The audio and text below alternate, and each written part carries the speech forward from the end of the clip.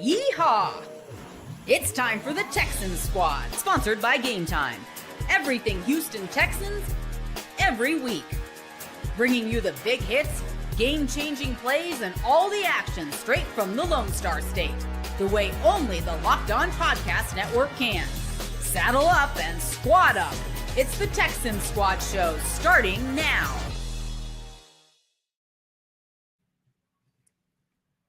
And it's a Squad Show Tuesday. Michael Connor, Stan Norfleet, John Hickman. Thank you for joining us if you're watching live. If you're listening later on or watching later on, we appreciate you as always, as we are here twice a week talking your Houston Texans as training camp is in full swing. We're another day closer to actual football being played in terms of a preseason game, which cannot wait to have that to talk about as well.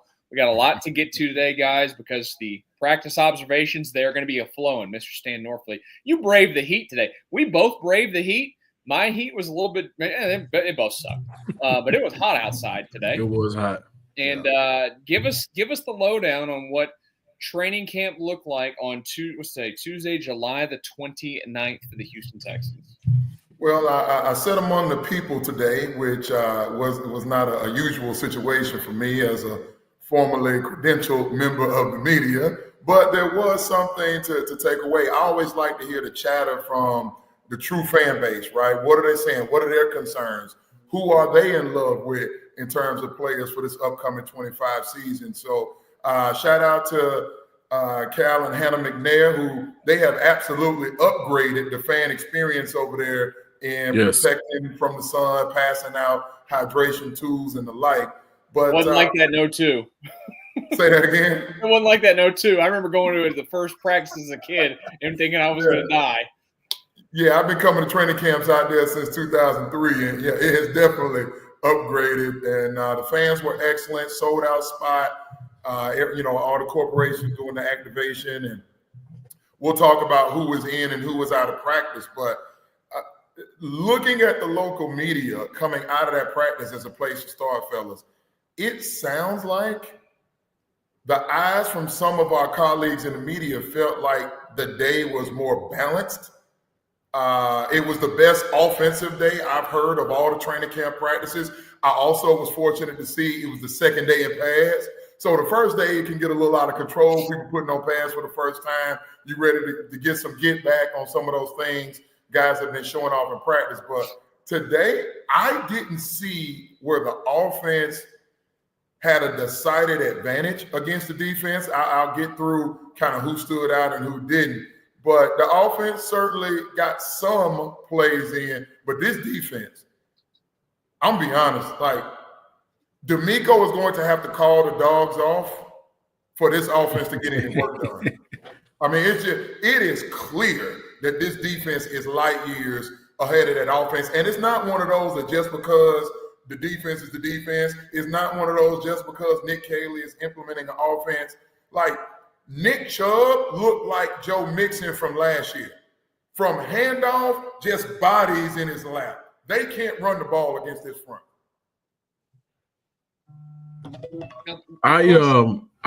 So I had the pleasure and the privilege to be out there Friday. They was in the bubble. Saturday they had I think shells on Saturday, but that was a more lively practice. Fans were out there, and Monday. You look at who had a day between the defense and the offense. Monday, I thought, where the offense won the day. I'm not going to say that they won the day all together, but the red zone drills is where you saw the offense look much better. And you guys heard me talk about, hey, listen, the Texans get down in the red zone and they're settling for 3. They got to be better this year.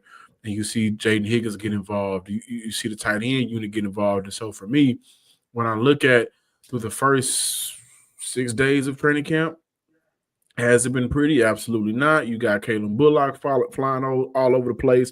You got Jalen Petrie, who's back out there. He's breaking up passes, and he's looking like he's ready to make an all-pro campaign for nickelback. You got the guys up front, Will Anderson and Daniil. They're making life hard on anybody trying to block them.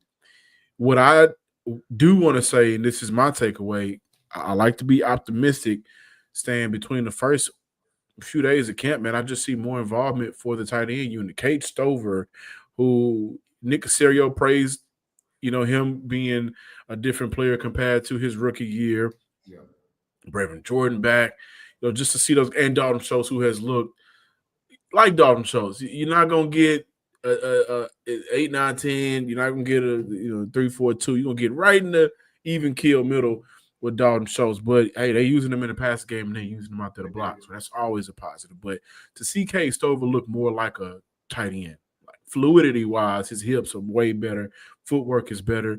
Brevin Jordan, we know what type of athlete he is. And so I think that if I could be optimistic and pull any positive away from what I've seen over the course of the first few days, is just the involvement deliberately from the tight end unit and the coaching staff getting those guys involved. My question right now for the both of you, since you both have been out there, is, okay, so you're saying that the defensive front is really shutting down a running game. Now we know. We'll talk about Joe Mixon in a little bit and just how the running back dynamic has changed for the Texans with a significant injury that is now possibly keeping you out into the regular season. We'll see how that goes.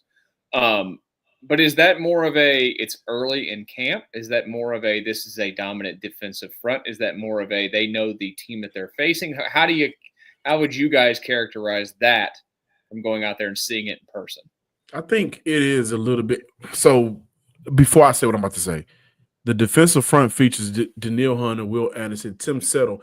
I talked to Raw Wright the other day, and we had a very good conversation. Raw Wright was, he spoke about Tim Settle. Was like, hey, man, defensive line coach out of UT, just got inducted into the UT Ring of Honor for athletics. Man, he talked about Tim Settle and called him, he's still a young 7th-year player. Before last year, Tim Settle didn't get a lot of snaps. And so you got Tim Settle in the middle who plays some damn good football for the Texans offense. While they've been consistent since day one of training camp for the most part of who's first team offensive line, that's a whole new unit. Cam Robinson is new to this team. Ariante is a rookie. Laken Tomlinson, who I think has been fairly decent, he's new to the team. Titus Howard is back over at right guard. Jared Pat. That's a new offensive line that's trying to figure things out. Stan, I know you probably don't like them doing push-ups after mistakes. I love it, right? This ain't just a receiver thing. It's a football thing. But I love it too. Friday night lights. What are we doing? I love it. You miss some discipline. You missed a catch. Discipline last year. Can't have some discipline. When receivers miss a catch, what they do? They drop and give them 10. If you miss a block, give me 10. But what I will say with the offensive line not being able to run the ball, second day of pads, Tuesday, it's just kind of learning each other's tendencies, but also learning the offense. And they're going up against one of the better defensive lines in the NFL, 3rd in sacks last year, created a ton of pressures. It's going to be difficult, especially when you got a rookie out there, Ariante Ursula, who I think has had some good days, some good moments, and some learning and teachable moments. But once we get to that first preseason game, we'll learn more. It's early right now. I want to address the front seven versus the O-line first, and I want to digress to the point that what I saw from today in that tight end room. The front seven, quite frankly, yes, there is going to be a learning curve. And by my count, there are 4 different starting offensive line variations that have debuted during the 6 days here of training camp. We'll get to Ariante Ursary in the next segment. So, yes, there is some new. At the same time, the defensive front is more experienced. They've been in D'Amico's system, some 3 years, some 2 years. I also remind the folks that I don't recall seeing Foley Fatukasi. I think he is on the pup. I don't recall seeing him, and forgive me if I'm mislabeling that. I did not see him lined up. I got to believe Foley would be starting next to Sheldon Rankins if indeed he was healthy and ready to go.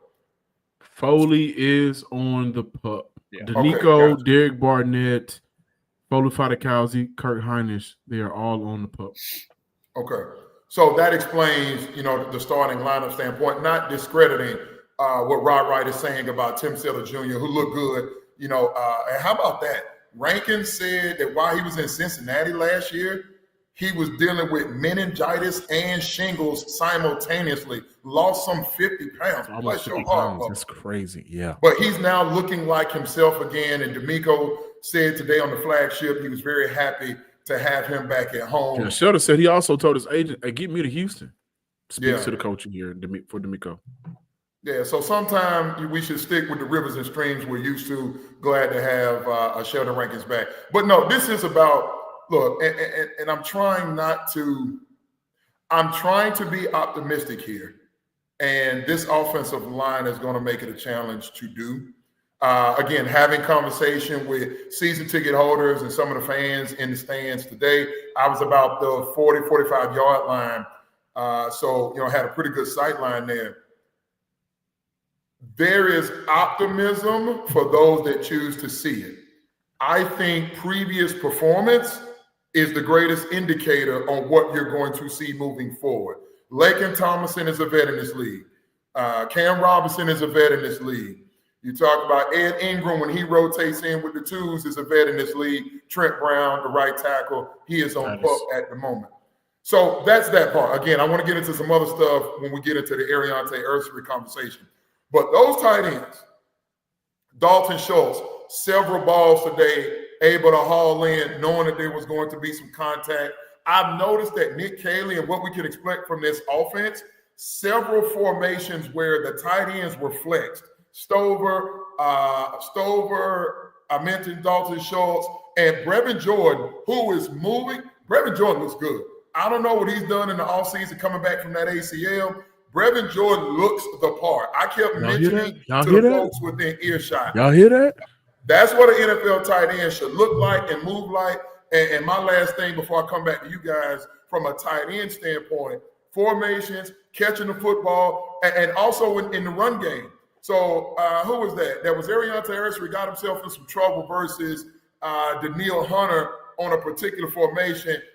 Nick Caley called a specific play. Cade Stover was lined up in the backfield, moved up onto the line of scrimmage, chip on Daniil Hunter before he went out into his route. So those are going to be some of the things that they do in this offense to give some of those young fellas some help on the offensive line. But also, lastly, no knee brace coming back from that ACL. No knee brace for Brevin.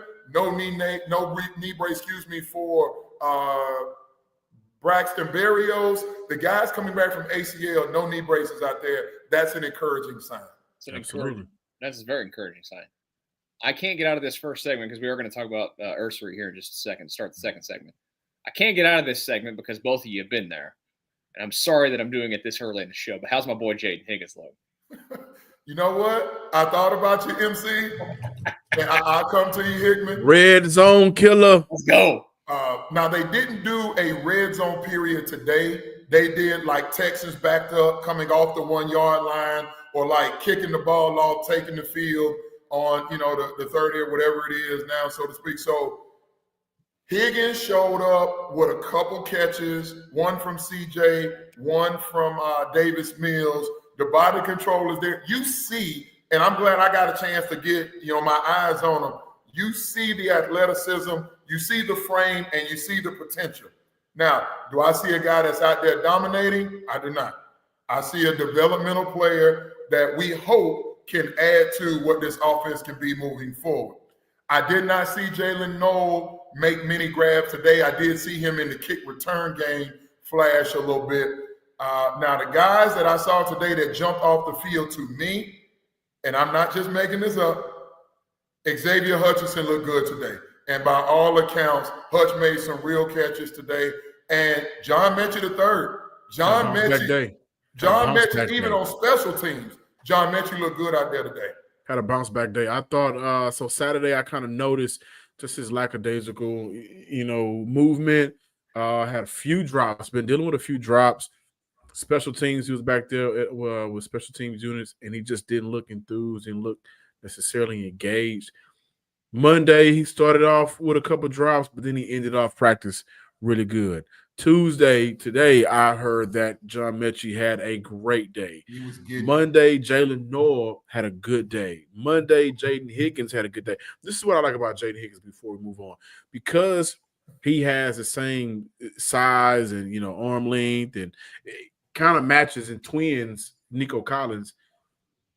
The red zone touchdown that he caught on Monday, he was lined up on the inside, faked the route on the inside, came back and caught the TD at the back of an end zone. So for the Houston Texans offense, when you got two twin towers like that, there's a lot of flexibility on how they can line up, especially in the red zone can kind of change the points for the defending coverage. So I like the idea of having both of those guys on the field at the same time. But Higgins made some plays in the last couple of days. Noah made some plays on Monday more so. The Houston Texans will have some talent that Nick Kelly just got to find a way to get them the ball. It ain't going to all be 1,000, 2,000-yard receivers, but it may be 1,000 from Nico, 7, 8, figure it out. But they got weapons on that field. They got to figure out how to get them the ball. MC, I know we need to transition a little bit if I have a moment. I do want to say Higgins had him a welcome to the NFL moment today, too. Jalen Petrie. He runs a route on Jalen Petrie. Oh, excuse me. He runs a route on Derek Stingley, and Stingley turns him over to Petrie. And Higgins has the ball. He's about to corral it.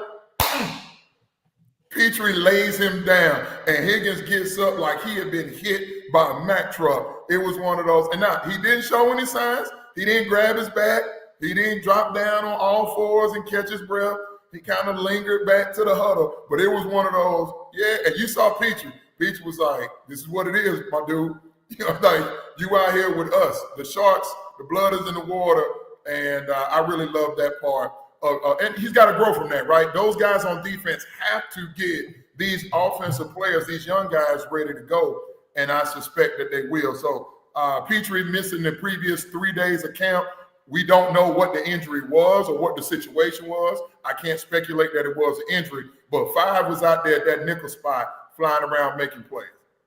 Welcome to the NFL, buddy. But you heard from John Hickman. He's a twin tower now, so it's the new Samson and Olajuwon. Locked in. That's what I'm saying right now. Man, please don't put that on me. Well, we know who Olajuwon is. Yeah, Olajuwon is Nico. But please don't put that on me. I didn't say that. That's all MC, y'all. Put it on, John. Hey, MC, real talk, though, and I can hold this, so we need to get on the other side of the commercial. The offense, man, we got to talk about C.J. Stroud. The Nico that you're used to seeing fireworks and Tank Dale and going down the sideline, that's not this. Well, we'll find out. We'll talk about it. We'll continue on. We've got to talk about the offensive line as well. That's next here in the Locked On Texans Squad show.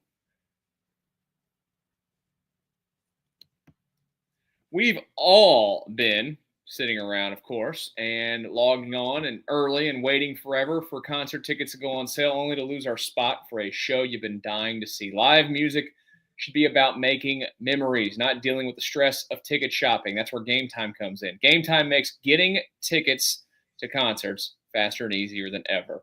Prices actually drop as it gets closer to showtime, and you can save up to 60% off with their killer last-minute deals every single time. If you're tired of endlessly scrolling to find the best deal, Gametime's Zone Deals picks the best seats in your section for you. It's fantastic.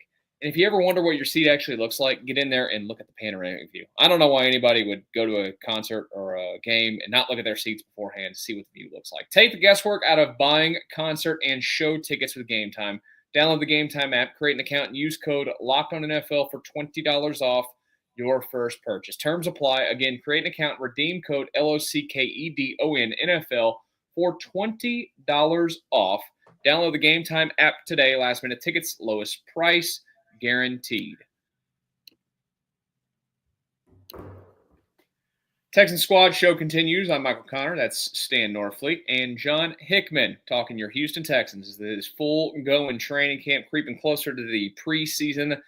And, well, I can't. I honestly just cannot wait to see actual football on the field. I know I'm jealous of you guys getting to see some of it out on the field these last couple of days. It's very cool. And one of the things that you guys have been able to take in is, of course, there's the battle across the offensive line. Stan, you mentioned it, or one of you mentioned it. They've run out like 6 different offensive lines or whatever. 4 different combinations with that starting unit. Okay. Well, it sounds like you read the tea leaves. Now, again, you guys have been there. You read the things that are being said out there. It sounds like the rookie, Ariante Ursary, is kind of playing himself. Locking the right tackle spot up. So Blake Fisher is going to be a no-go at the right tackle. So right now, it seems to be a real learning curve for Blake Fisher. And, guys, they've been hard on him. I think Blake Fisher twice – no, actually 3 times since Friday, maybe Saturday. But he's getting yanked out. False start, they're taking him out. He got pulled today. Got pulled. So Blake is in somewhat of a doghouse with Cole Popovich, but it is clear that the best five, this is excluding any competition Houston may get from Trent Brown, it is clear Ariante is the best option for right tackle. No doubt about it. Whether he was drafted to be a left tackle in the future for this team, you lose a talent like Laramie Tunsil, you got to find a way to at least get somewhat close back to that. An offensive line that features a couple of journeymen with Laken Thomason. He's on that right side with Titus Howard. I love that. He is his team best option at right tackle, no doubt about it. I'm gonna push back on that like I did with my man, and he's in the chat today. I see you over there, No Man Scott. Me and Scott, he had his crew over there. We were hanging out, talking some offensive line. By the way, I got to get back to something Scott said. Scott thinks Jalen Noel will have a bigger statistical year than Jaden Higgins. He's a big Noel guy. Now, I told him I didn't agree with that, but we'll have a good time. I think a lot of people like Noel's explosive ability, especially not having Tank Dell out there. And I think people kind of get caught up with that 4.3 speed. You know, he can be a down-the-field playmaker. I don't think he's going to beat out Christian Kirk for those targets, and I don't think he's going to beat out Higgins for those targets. But we've seen crazier things happen. We've seen Victor Cruz be a number one receiver in the league. To why I disagree in part. So do I believe right now, given that Trent Brown is still on PUP, do I believe Ariante Ursary is one of the best 5 offensive linemen that they can put on the field? Yes, I believe that. He looks the part. The arms, the ankles, the body, the knee pin. Like, he has all of the things. I mean, you could just see at 6'6" and whatever they list him at. I wasn't listing at 330, 340, whatever he is. Like, it's a big man, and you can see the willingness to have what we call a high contact intelligence. Like, he's not turning down opportunities to go up against some of the best edge defenders in the league, obviously Will Anderson Jr., Danielle Hunter. Darrell Taylor has been having himself a camp as well, coming with that second and third unit. But nonetheless, here's my issue. If you draft him to be a left, he was an All-American at left. That's what he's played the overwhelming majority of his life. If Cam Robinson stinks 3 weeks into the season, if Cam Robinson goes down halfway through the season, whatever the dynamic may be, now you got to move what? Ursary has to go back to left, because guess who the left tackle is with the second unit? Somebody named Zachary Thomas, who was a 6th-round pick in 2022 out of San Diego State and has yet to start a game in the NFL. He didn't play in the ACC or the Big Ten, so we know he's not on Stan's list. Well, what I'm saying is you can find offensive linemen from everywhere, but they're talking about, for those that are new to the show, the Big 12 does not produce wide receivers that are impactful consistently in this league over the last decade. They still haven't given me a name.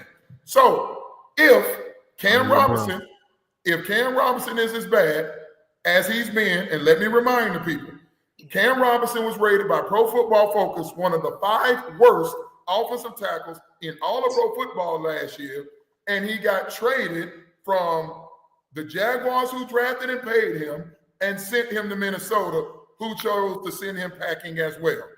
So that is what the Texans had. Why not put him and they sound like they have been playing Ursary at left. So in other words, he'll go out with the ones at right tackle, but then he'll stay behind at the 2s and get some work in at left. Sometimes he's over at right. So he's got the last 4 days, he's been on the left side twice. He's been on the right side now twice. But it is clear they prefer him on the right side. The other thing that it makes me ask, I'll come back to y'all. Okay, well, what does that mean for Blake Fisher? So and my man Scott and his boys brought this up. Well, Stan, what if Ariante is the best right tackle? He's not. That distinction goes to Titus Howard. So if Fisher is not progressing as well as you thought he would at the right side, then let's pull the plug on Titus at right guard, move him back to right tackle, put Ariante Ursary back up there behind Cam Robinson left tackle, and then give Ed Ingram more reps at that right guard spot, maybe even Juice Scruggs, who seems to have fallen out of favor. The notion of put Ariante Ursary, your future franchise left, out there at right makes no sense to me in terms of the other options you have. But what? How do you guys feel about Joe Alt? Joe Alt's an excellent left tackle. Where is he playing in the NFL? They put him on the right side. So it can work. I don't think it's a problem. Like as long as They put him on the It can work. They put him on the right side in Los Angeles because they have Slater a guy was already over there. that's a Pro Bowler at the left. But it can work. If Mercer's going out there and looking like he's a starter every time that he's out there, what does it What? matter? Where does it matter where he plays? What For me, is the it's plan not when about Cam Robinson who's the is best all at their right left? position. It's all about who makes up the best for the offensive line. No, you Yes, have to have a plan. because That's do you want Ed Ingram at right guard over Titus Howard? Yes, if that means Titus goes to right tackle, if Titus goes back to right tackle, I need Ursary on the left side. Because if we get to weeks 3, weeks 4, weeks 8, and now he's got to go play left, and he hasn't been playing on left, what have you heard from Titus all offseason? I'm so thankful to be back on the right side because there's a tremendous difference in being on the right and the left. It's like learning to do things, like learning to write and do things with the opposite hand. Arian, what is the backup plan? And now I'll hush because I know I get passionate about this type of stuff. Well, the backup plan is Blake Fisher and Zach Thomas at tackles. Blake Fisher with Zach Thomas. You're comfortable with Zach Thomas protecting CJ's blind side. I'm comfortable with putting the best options on the field. Please answer the question. Please answer the question. So we're looking at if it all falls down. If it all falls down, let's look at how it is as it's currently put together. Cam Robinson has been having a fairly good training camp, and he's going up against two of a top 100 edge rushers. They've been handing Cam Robinson his lunch. Cam Robinson system pass has come on. Everybody on the offensive line has had up and down days, but he's had some good moments to build off of, as to where Blake Fisher hadn't had a lot of good moments. Zach Thomas hadn't had a lot of good moments. I will say Jalen Thomas, I hope I'm saying out that. of SMU, he's been running at that left guard with Lincoln. He's been looking pretty good across that line, but for me, it's not about putting guys that are at their traditional position to be the best at their position. It's about finding the collective unit to make this offensive line go. And as of right now, the best right side for that offensive line is Titus Howard, who took it personally to be a better leader, who took it personally to get his body back into guard shape. I mean, there's nobody more jacked up on the offensive line than Titus Howard. And then also to have Ariante Ursher, who's 6'6", cleats on 6'7", 330 at right tackle, because moving forward, that's going to be the best option. It ain't about putting you where you were comfortable with in college. I disagree with that. Things change all the time. I disagree with that vehemently. The best right tackle on the team is Titus Howard. So if they missed on Blake Fisher, the best right guard? The best right tackle on the roster is Titus Howard. Now, whether they choose to put him there or not is up to their discretion. But for somebody to come sell me that what's best for the Houston Texans in the short term and in the future is the second round pick that you considered moving up into the first round to select, which is what they consider for Ariante Ursary. This isn't about Tay, as they call him. I think he's a legitimate player, a legitimate prospect, and he should be out there. But if you miss, because they were hoping Blake Fisher was ready to go, and he's not. Okay, their backup plan was Ariante Ursary. Timeout. I'm going to repeat this again. Zachary Thomas is the backup left tackle when Cam Robinson stinks this year, as he did a year ago and the year before that and the year before that. We'll revisit this conversation. We're gonna have to, because I look at the offensive line how it's currently put together. Okay, is Titus Howard your best right tackle? You can make the case that he is. Who's your best right guard? Who's the best right guard? So here's what I'm saying. To me, who is the best right guard? So you move him inside to right guard, and then your next best option to elevate that offensive line is Ariante Ursher, because what you don't want to do, in my opinion, is have Ed Ingram out there along with Thomason. Thomason's been looking fairly decent for what we've seen from him in the NFL. But you got to put talent on the offensive line to combat what that defensive line is going to give you and what the rest of the league is going to give you. There's nobody else out there that's going to be able to play right guard better than Titus Howard. So put him at right guard, and let Ariante Ursary try by fire, baptism by fire, go out there, get better and better with a leader in Titus Howard who took it personal to be better at guard this year right next to him. This is one of those, Michael, I'm sorry. This is just one of those that Hickman and I just don't see this the same. And it's okay. But here's what I assure you. I assure you of this. Ariante Ursary will start games this year at left tackle. And when we have the report that says, well, when I got my doors blown off because I've been over there on the right side, and all of this time with him at right could be him at left. And I get it. What they said last year was there was too much pressure from the interior of the offensive line. I understand. So we're going to put Laken Thomas in there, who they know, D'Amico knows from his days in San Francisco. They've been, it sounds like Jared Patterson has been getting more reps at center, thank God, with the starters. But Jake Andrews did rotate in there today at the center. And then, of course, you got Titus at right guard. So they sleep better knowing that the interior has improved from what it was a year ago. The question I ask is, at what cost? And we'll find out. They're going to play some games and some joint practices, and we'll find out. But all of that is about protecting CJ. The run game, there have not been what I saw today, there were not consistent lanes for Nick Chubb and those backs to get through. That front seven was dominant in my mind from what I saw at my vantage point. Others may have a different report. Oh, but this CJ Stroud in this offense, I did not hear CJ. His body language was not demonstrative in terms of running the practice, going into his third year. CJ doesn't have the same energy, the same vibe from 2024 training camp. Something is different. Some people are speculating, is it the shoulder? Some people are speculating, is it him concentrating on implementing the offense? All I know is another day, another Caleb Bullock interception of CJ. CJ has been turning the ball over in this camp consistently. And I'm just telling you that's what I observed. He's just getting, used to playing against a really good defense. Then he'll play bad defenses and he'll torch him. That's just all it is. Let's talk about one of the weapons for him on the offensive side of the ball we've not been able to comment on yet, not being available. We'll do that next year on the Locked On Texans Squad show. This episode is brought to you by Yahoo Fantasy. Fantasy football is back. Fire up the group chat. Get your draft board ready. Buckle up for a season filled with breakouts, busts, and all the overreactions that we live for. It's all going down on Yahoo Fantasy. Look, we absolutely love using Yahoo Fantasy, playing Yahoo Fantasy, and you should too, whether you're a first-timer or a veteran making your millionth league. To celebrate 28 years of fantasy greatness, Yahoo Fantasy is dropping 28 big new features over 28 days, giving you more ways to play, more ways to draft, and more ways to win. It all begins August 4th.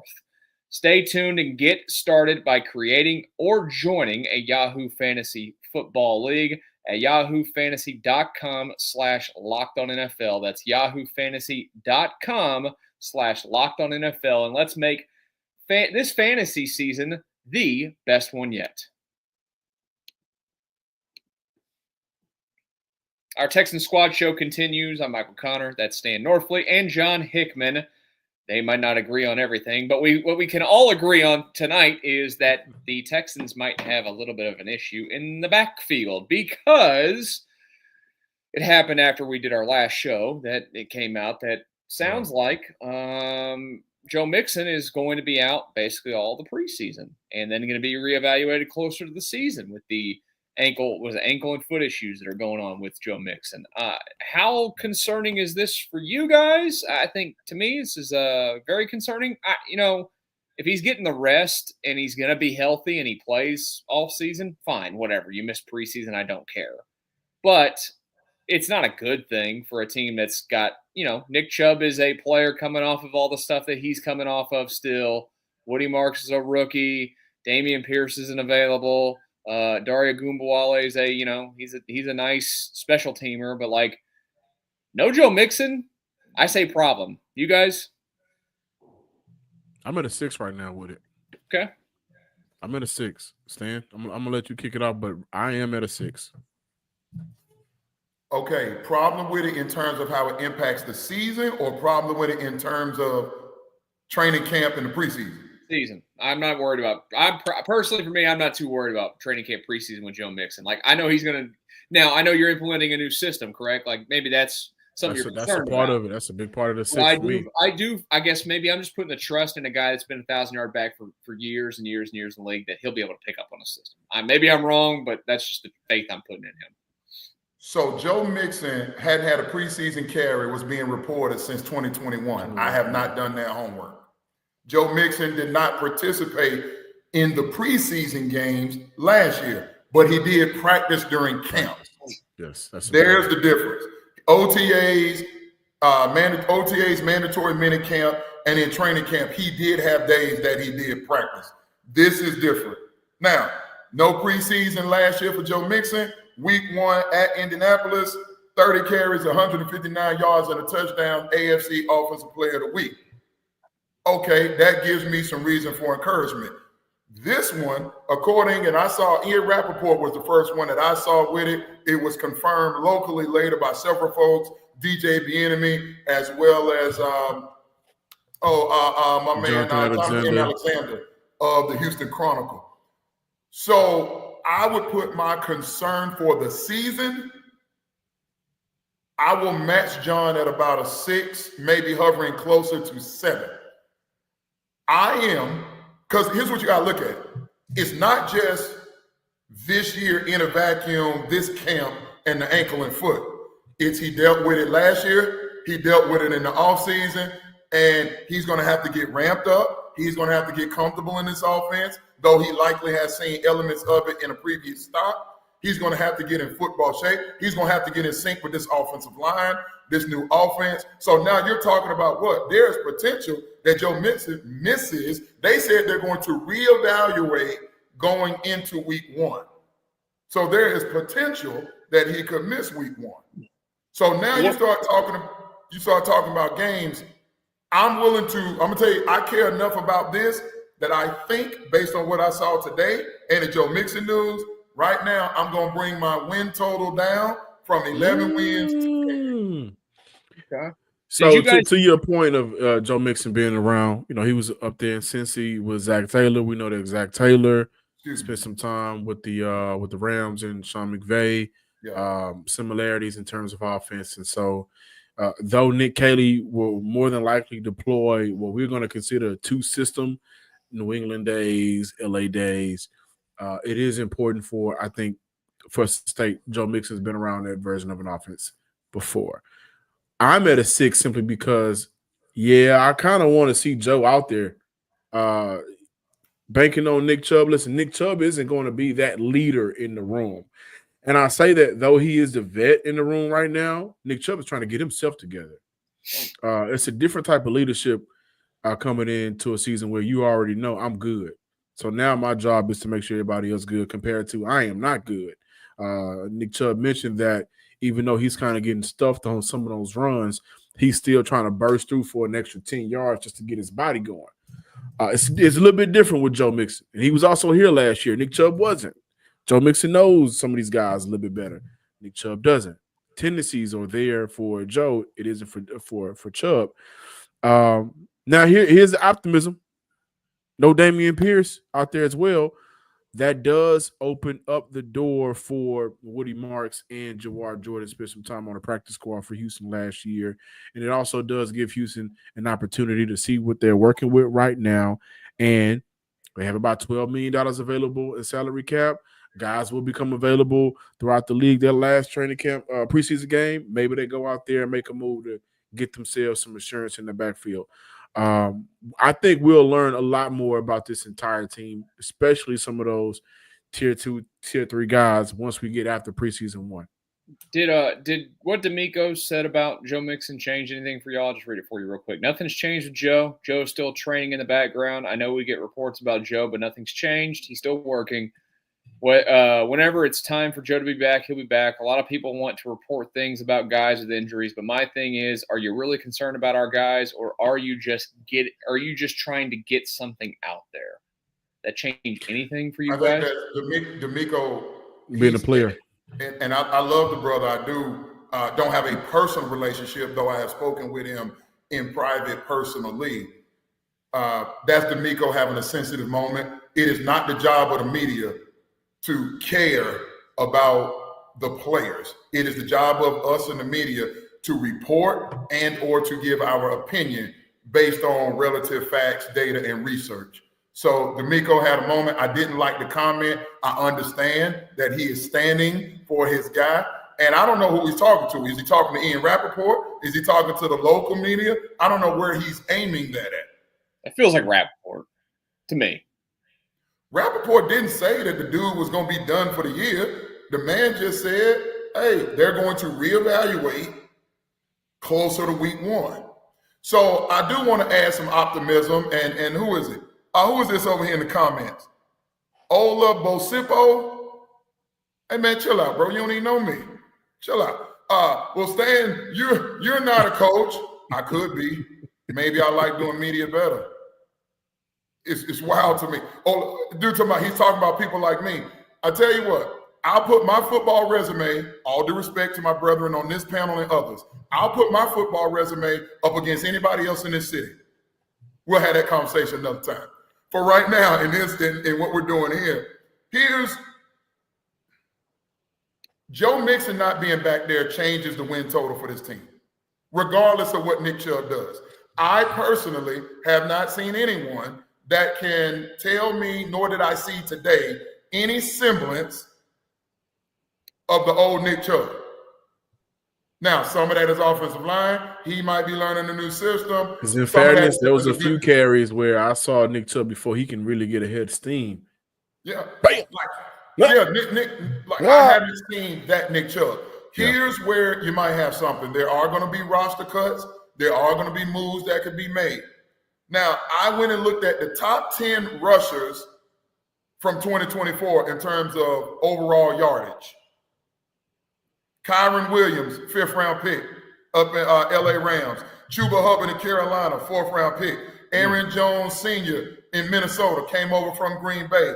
Aaron Jones Sr., 5th-round pick. Bucky Irvin in Tampa, 4th-round pick. My boy, too. Shout out to Bucky. Say that again? Shout out to Bucky. I loved him coming out of college. So here are day 3 selections, like Woody Marks is, that have been good enough in their relative situations. All of those backs gained over 1,000 yards this year. And then you look at what Kansas City has done, because a lot of people are saying with this new Kaylee offense, they're going to add C.J. Stroud to be Brady-esque, Mahomes-esque, and elevate the other players above their given talent. I've seen Kansas City with 2-time Super Bowl champion Isaiah Pacheco that they got in the 7th round, although Kansas City, of course, lost in the Super Bowl last year, and Pacheco didn't have a great year last year. The previous 2 years, he was above 4 yards a carry, I do believe. So there is hope in Woody Marks and or going to get poaching someone else that might be a casualty or more likely a roster cut from another roster, a day 3 selection.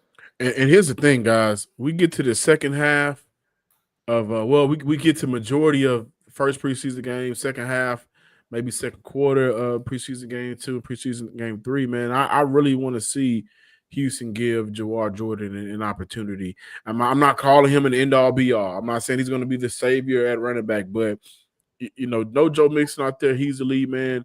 Your RB2, Damian Pierce, he's not out there as well. The opportunities are there. The opportunities will be there once they get into the game. And for some of those young guys that they fighting for a spot in Jawar Jordan, British Brooks as well, who made the team as a fullback last year, then he got hurt. And also Woody Marks, drafted out of USC, who was a very good runner. What can they do to maybe for the general manager, Nick Caserio, and coaching staff to maybe hold off making a rush decision to bring in another running back? I've been adamant on the running back field needs to be able to limit the amount of carries for Joe Mixon. So by the end of the year, he's a little bit fresher, especially once we saw that walking boot. This is their time and their moment to prove whether or not they can be those options for the Houston Texans. Just a little optimism. The only other observation that I'd like to make is all of the opportunities, and we'll see if there can be a kind of unsung hero. Remember a year ago, everybody was gung-ho, Cam Akers in the preseason. We were like, oh, like Cam Akers. How long did he last? A few weeks? And then Caserio flipped it. Yeah. So somebody could step into the role because that's what this offense is. This offense is going to be predicated on running the football, play action. There's not going to be a ton of taking the shots down the field. CJ Stroud and the way they're distributing the reps, all 4 quarterbacks are getting reps. Now, one of the bright spots in camp to me has been how well all 4 quarterbacks are throwing the ball. Davis Mills looks good, and I don't give a damn how y'all feel about him. I'm telling you, the boy looks good and throwing the football in this offense. You should feel good about that. Some people just can't stand Davis Mills. Why? What's wrong with having a competent backup quarterback? No, they feel like Davis Mills is just a bum and shouldn't be in the league. Some people. Davis Mills is the reason why they got the franchise quarterback. Yeah. But to your point, man, Mills has looked good. The second half of Monday, and from what I was told, all of Tuesday, John Mechie. Brothers, bow your heads with me, if you will. We just thank you for allowing us to be here and talk Texans, Father. We just thank you for the ability to come together and fellowship, Father God. I just want to say thank you for allowing us to see this version of John Mechie, and I pray we continue to see it day in and day out. I'm going to pass the collection plates around. Y'all better stop playing with the Lord. I love John Mechie looks good. He looks good. He looks fluid. But I want to make one other point about that running back room. The timing of all of this, and we still don't know what actually is wrong with Dameon Pierce. Yeah. JJ Taylor did return to practice. So at least they got one other back that they have some experience with in the mix. But when you look at Joe Mixon, who quietly, if the Texans move on from Joe Mixon at the end of this season, they will save $8.5 million in cap space. They only eat $2 million in dead money. So quietly, Joe Mixon is running for a new contract. Guess who else is doing the same thing? Joe Mixon. Guess who else is running for a new contract? Dameon Pierce. It is just unfortunate that all 3 of those dudes that are looking for money, they all are nicked up or compromised to some degree, and we may not be able to see the best of them for a little while, a month or 6 weeks, we'll see. Life of the running back room, it can change quickly, and it will probably change a lot after this season. But for now, they got to get those guys out there and get them healthy. Let's wrap it up with some final thoughts on camp and a quick little thought on a list that came out today. It's next year on the Locked On Texans Squad Show. Squad Show continues. Michael Connor, Stan Norfleet, and John Hickman. We're with you. Don't forget, by the way, that's a bad job on my part. We just got so into the conversation immediately. Make sure you check it out, John, the daily Locked On Texans podcast. For real. Guys, I am so we've all been ready for football, right? And I think with our eyes, we watch football a little differently. We watch football from a fan perspective. You don't love the game but not be a fan of the game and want to see these guys do well. We also watch the game from a reporting perspective, bringing what we see back to the show. Though the Houston Texans are not my fandom team, I root for this team. And I want to shout out the McNairs. We don't know what the future of the Houston Texans will look like at the NRG Stadium. I had an opportunity Saturday to ask the McNairs with the speculation of them moving on to their future. How are they going to continue to enhance the fan experience? And I thought that the McNairs did a very good job of saying, listen, man, we're going to do what we need to do. This is a team that is operating in a Super Bowl championship window. And unlike the past, the team was excited back in 2002. They got football back, but they didn't have a head coach or the quarterback. Years later, it was the Garrett Kubiak and Matt Schaub years. They didn't have the quarterback, but they had the head coach. Years later, it's the Deshaun Watson O'Brien years. They had the quarterback for a while, but didn't have the head coach that you had faith in. It all seems like, for the most part, it's lining up for you to have both the head coach and the quarterback and Will Anderson and other guys and Nico. So they're going to be operating in a Super Bowl championship window, and for them to continue to find ways to improve and enhance the game day experience at the NRG Stadium says a lot about how much they care about the fans. I'm going to add the McNair, Harris County, with consultation with the McNair and the Texans brass, there will be an improved game day experience for the fans this year. They put about $35 million into a new video board and sound system in NRG. There's some other LED elements. So prepare for an enhanced and elevated game day experience to keep up with this team that is on the cusp of doing something that hasn't been done around here ever. Guess who asked that question? Hey, is you, John Hickman. But be prepared, too, for those that have not been in NRG since football season ended. Now, I'm pretty sure this wasn't there last year. They added a bunch of first-level suites that are blocking the view from the concourse if you're walking down the sidelines on both sides. So if you're one of those people that likes to hang out on the concourse and just watch from the concourse, there's a lot of it you can't do that from anymore because there's new luxury suites at the top that are literally blocking all of it. So my only thing is, and this is I'm going to sound like such an old man, if you're going to move, which I do kind of hope that they move because why not get a new stadium? As long as, again, this is not in Fort Bend County, I'm good. Just take up after what Steve Ballmer did out there in L.A. and have enough toilets for everybody. Because that's my one gripe when I go to a Texans game. That is an old man complaint. Standing in the line for 20 minutes to go to the bathroom when the game is going is asinine. Just overdo the toilets. I know that's the oddest thing you could ask for. That is an MC perspective. I can appreciate it though. Like I'm a man. I'm about quickness. Let's go. We got to get moving. And make sure you got enough screens up so when we're doing our business, we can see what's going on. Back. Yeah, I mean, an exciting play, you might get your business everywhere. Hey, speaking of business, the Texans are in the business of keeping that Super Bowl window up. I don't know if you guys saw this today real quick, but the ESPN, they have a whole way that they go about every team, their methodology with teams with the amount of players that they have that are under 25, snaps played, starters, all these things. Texans for the second consecutive year come in at number 1 on the list of teams with the best amount of 25-year-olds out there. Does that surprise you guys at all that this team is number 1 of everybody in the league? No, CJ Will. Is Stingley 25 yet? CJ Will. Oh, he's 24. They got All-Pro. Bullock. They mentioned Bullock. They mentioned Bullock and they mentioned Ursery. They mentioned my boy Jaden Higgins. They mentioned Jalen Noel and Jalen Smith. Yeah. Jalen Smith. Oh, okay. Tank Dell. They should be number 1. Okay. Like all of the best teams in the AFC. Let's look at the AFC. Do we consider the AFC being the toughest conference? No question. It's not even close. Okay. The best teams in the AFC, Patrick Mahomes is 30. Travis Kelce, 30. Their team, the Chiefs come in at number 13. On the 30. list. The best 30.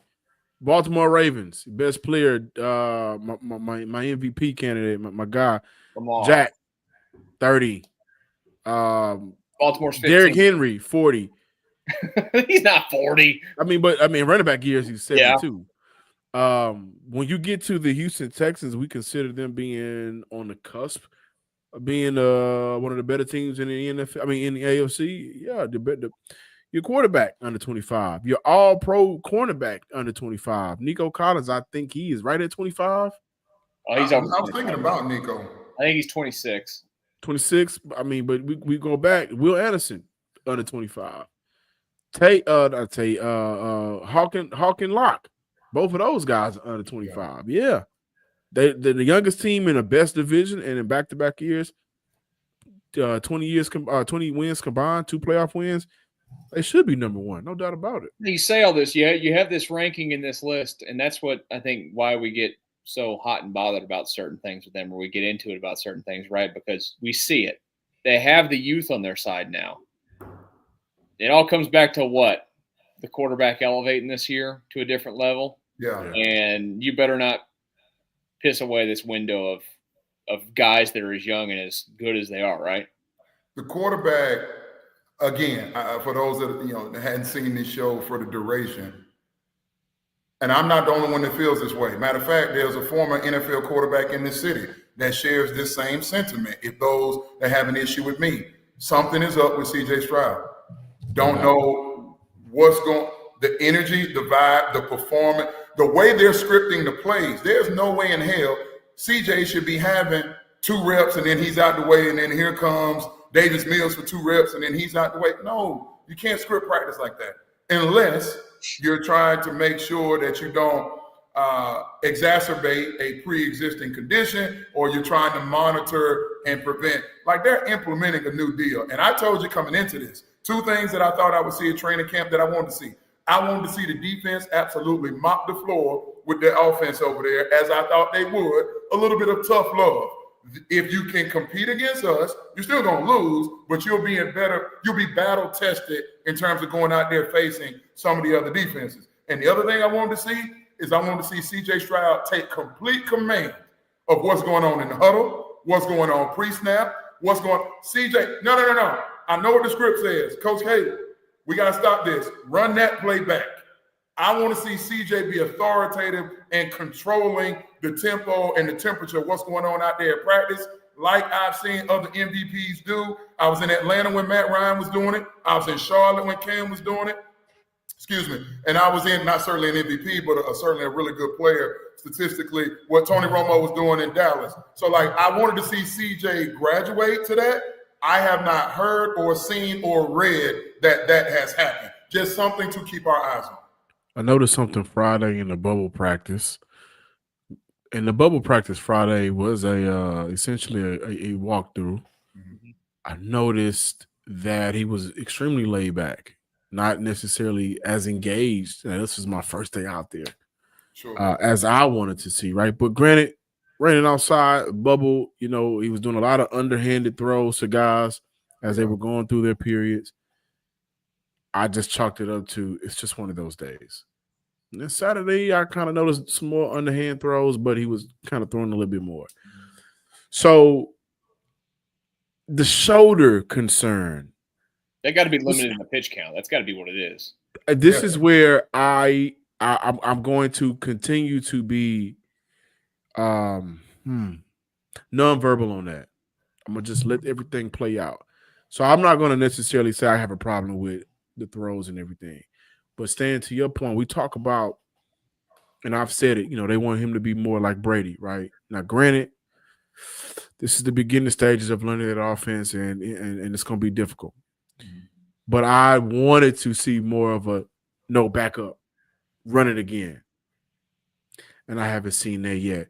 I don't want to necessarily call it disappointing yet, but a lot of things for me will change after that first preseason game. Because after that first preseason game, Stan, you've been around a football game a long time. MC, you've covered it, been around a long time as well. After preseason game one, you find out a little bit more about yourself. You find out a little bit more about whatever side of the ball you're operating. In this case, it's the offense. And after that, I do want to see more of a, hold on real quick, let's run it again. He's also up for a contract extension talk soon as well. The rumored number is 60. That's the Dak Prescott number. He's getting that. I can't imagine not getting that. Right, but I mean, but take a team discount. But I do want to see a little bit more firiness from him. Now, I don't know if there's anything happening personally behind closed doors. If there is, I'll back up off it. I don't know if there's something that maybe he's dealing with that nobody knows about. If it is, I'll back up off it. But I do want to see more firiness from C.J. Stroud. And I'm saying that because we've seen that energy before.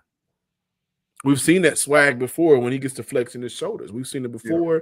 He's learning right now. And for me, that's why I am kind of holding off of some of my opinions that I may have, that I do have, and I'm not out there as much to see more like I want to.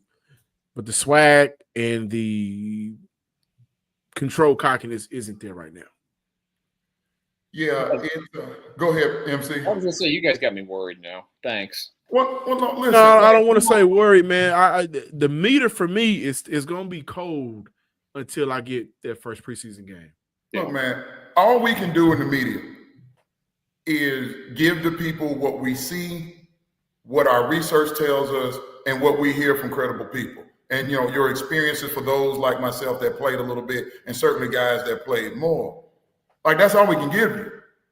And so, what D'Amico and Kaylee, they're not giving us a whole bunch to go off of more than that. We just learned in the last week that they're going to run the football. That is priority number one. Okay, well, you've now given me the benchmark to evaluate you off of. If you want to run the ball, whether you have Mixon or not, then that means you're going to play action to throw the football. So I'm like, okay, well, if you can't take care of the fundamental principle, number one, At no point during this camp with any regularity, again, it's only 2 days in pads, have they been able to run the football. I do not think this offense is constructed, nor do I think with that offensive line is it in the best interest for C.J. Stroud to throw the ball 35 times a night. I just don't think that's the formula for success. We shall see. To combat that, this is part of my partner shots, actually, so we can kick it off. Yeah, kick it off. To combat that, 35, okay, the number can be disputed. What I have liked from training camp, and this goes back to the deliberate involvement of the tight end group, what I have liked is a lot of operating underneath. I saw that a lot on Saturday, saw it some more on social media between the last couple of days. I like the fact that, whoop, ball is out. Good Lord, sorry. I like that. I like some of the mesh concepts. I like seeing the tight ends or whatever personnel kind of motion in and out to figure out the defense and just getting the ball out to where it needs to go. I like that because that is going to limit the amount of hits that we see C.J. Stroud take. And last year, based off of last year, he didn't have that deep throw down the field. Teams took it away. 7 interceptions, lowest completion percentage. Didn't perform well, but C.J. Stroud performed very well underneath. And I also like to see the chemistry with C.J. Stroud and Christian Kirk is there. I asked Christian Kirk, how does his body feel? What is he doing to prepare differently? Said his body feels the best it has felt in the last couple of seasons. Actually said the best he's ever felt. So to Kirk saying he's gotten bigger, faster, and stronger since he's been did. here. Everybody says that. Everybody says that going into every camp. That's true. But I will say, I mean, that's like a generic question. But the chemistry is there between those guys. And that's I do like that. So part of the shot. Just an observation, a lot of conversation today, and I know John and I and it sounds like MC is with John, so I'm clearly in the minority. Huge surprise that I have my concerns about this offensive line. And there are those that, quite frankly, there's no tape that you can show me. You can't show me any data. Some of this is we just hope the offensive line is better than last year. That's not a plan. And I do have some very reasonable, constructive criticism, and it's still very early in camp. This offensive line could start gelling, and it could be serviceable enough to allow CJ to cook and do magic as we make our way through the season. But none of this happens in my mind. Not none of it. It's less likely that the Texans have a successful year if Joe Mixon is not back there, the engine that makes this thing go. And so I will be monitoring what we hear from Joe Mixon, as we make our way throughout camp and the preseason. Speaking of Joe Mixon, how about he is the first Houston Texan to debut on the NFL's annual top 100 list. He comes in at number 58. So congratulations to Joe Mixon there. Hope to see him back in a Texans uniform very, very soon out there on the practice field. Well, if he's at number 58, I think we're going to get a few Texans in that top 50 then. That's going to be interesting to see how that plays out. Of course, all voted on by the players as well. For me, for the parting shot today, I just wanted to let the people know we love the people that are watching us live and those that are watching later on. If you watched me doing these shows last year as the games ended, the postcast, we had former Texans offensive lineman Wade Smith with us. Wade is going to join us again in the regular or when the games get going. So you'll get all of us, the three of us here, and Wade Smith after the games live, hopefully breaking down victories. Let's just put it that way. We hope so. We hope so. We got a preseason game coming up on the 9th. I don't care. We don't care about win or loss from that one. We just care about what's going on, obviously. So I'm looking forward to. I've had a blast talking with you guys doing this, and we're looking forward to having Wade in the mix as well. So just want to keep people. And of course, with that being said, MC, we do wish our sister Iisha. You know, we do miss her and wish her well. You know, her health is fine from what I understand. So some people may ask where she is. She took a day off, so we'll see what's going on with Miss Morrison moving forward. But her contribution is appreciated. Yes, absolutely. So We appreciate you guys watching and listening as well. Don't forget you can get this anywhere that you get your podcast. Go and search Locked On Texans. We'll be back Friday night, hopefully with nothing but positive, good things that have happened for the Texans in camp. We'll talk about it all right here on the Locked On Texans Squad Show.